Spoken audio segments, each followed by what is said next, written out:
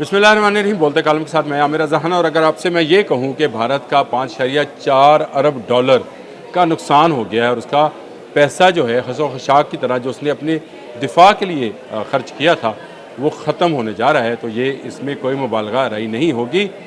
ये बात की है भारतीय वेबसाइट्स पर। जो डिफेंस एनालिस्ट हैं उन्होंने कहा कि फ़तेह 2 के होते हुए आपको S-400 मिसाइल सिस्टम जो है, डिफेंस सिस्टम जो है वो नहीं ख़रीदना चाहिए था। यानी उन्होंने अपनी भारतीय हुकूमत पर ज़बरदस्त तनकीद की है। तो ये फ़तेह 2 क्या है? जी हाँ, फ़तेह 2 एक बैलिस्टिक मिसाइल है जो मल्टी रॉकेट लॉन्चर्स के ज़रिए और ऐसे लॉन्चर के ज़रिए जो ट्रक पर पोस्टेड होता है वहाँ से लॉन्च किया जा सकता है, यानी इसको मूव किया जा सकता है। इसके लिए कोई आपको लॉन्चिंग सिस्टम जो है ज़मीन पर बनाने की ज़रूरत नहीं है।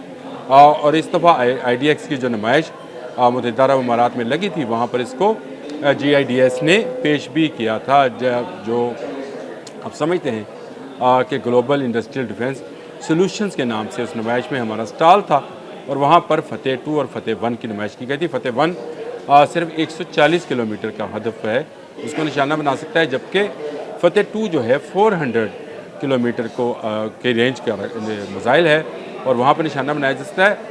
और ये मिसाइल जो है S-400 जो मिसाइल डिफेंसिव बैलिस्टिक मिसाइल के ख़िलाफ़ जो ज़मीन से फ़ज़ा में मार करने वाले मिसाइल हैं, जो रशियन मिसाइल हैं S-400, उसको नाकाम बना सकते हैं। ये कहना है दिफाई माहिरीन का, और उनका ये कहना है कि क्योंकि यूक्रेन की जंग में यूक्रेन ने फ़तेह 2 जैसे ही मिसाइल्स के साथ जो कि बहुत ज़्यादा तादाद में लॉन्च किए थे, जिससे S-400 जो है उनको रोकने में नाकाम रहा। जब आप इतनी बड़ी तादाद में मिसाइल्स को फ़ज़ा में छोड़ देंगे तो आप कितने S-400 चला लेंगे और कितने उसको रोक पाएंगे, क्योंकि जो इनकी स्पीड है वो बड़ी नाकाबिल शिकस्त टाइप चीज़ है। और वो मार्क 4 और मार्क 6 की स्पीड है जिस स्पीड से ये जाते हैं और ज़्यादा तादाद में लॉन्च किए जा सकते हैं। Multi barrels truck mounted launchers जो हैं इसके लिए इस्तेमाल किए जाते हैं। और 400 किलोमीटर के अंदर, यानी आप ये समझिए कि अगर हम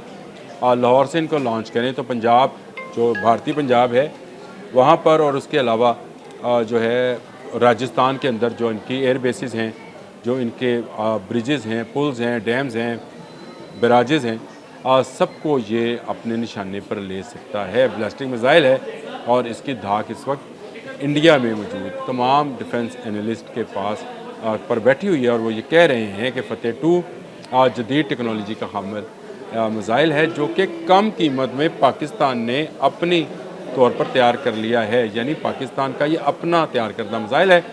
जितनी मर्जी तादाद में हम तैयार कर लें और इनको छोड़ दें, भारत को इसके दफा के लिए जो मिसाइल ख़रीदना पड़ेंगे वो रशिया से ख़रीदे हैं, जो अब तक 5.4 मिलियन डॉलर के जो हैं ये बिलियन डॉलर के, सॉरी मिलियन कह रहा हूँ, बिलियन डॉलर के मिसाइल जो हैं भारत ख़रीद चुका है, जिसको कहा जा रहा है कि अब ये राख है, मट्टी है।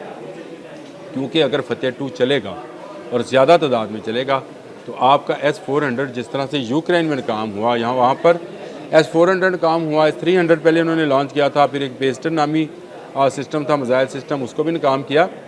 तमाम वो दिफाई सिस्टम जो रशिया इस्तेमाल कर रहा था उसको इन मिसाइल्स ने, जिसकी टेक्नोलॉजी बैन वैसी है जैसी यूक्रेन के पास मिसाइल हैं, वैसी ही टेक्नोलॉजी हमारे यहाँ GIDS ने डेवलप कर ली है और इसको नुमाइश के लिए भी रख दिया है। यानी अब ये बराए फ़रोख्त भी हैं, अगर कोई मुल्क ख़रीदना चाहेगा इन मिसाइल को हम बेचने को भी तैयार हैं। अगर दिफाई नुमाइश में रखा है तो रखा तो इसीलिए था, लेकिन ये पाकिस्तान का एसेट्स है, पाकिस्तान का असासा है।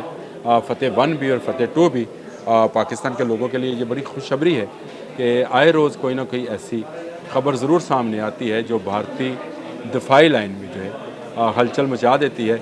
अब भी ये कहा जा रहा है कि LOC लाइन ऑफ कंट्रोल के ऊपर भारत ने S-400 जो मिसाइल नस्ब कर रखे हैं उनका जवाब फ़तेह 2 है, और फ़तेह 2 का जवाब भारत के पास नहीं है। तो इस बात को समझे कि पाकिस्तान अपने दिफा में अगर कोई इस पर हमलावर होगा तो उससे किस तरह से नंबर्द आज़मा होगा, इसके लिए फ़तेह 1 और फ़तेह 2 काफ़ी हैं। आज के लिए इतना ही। अल्लाह।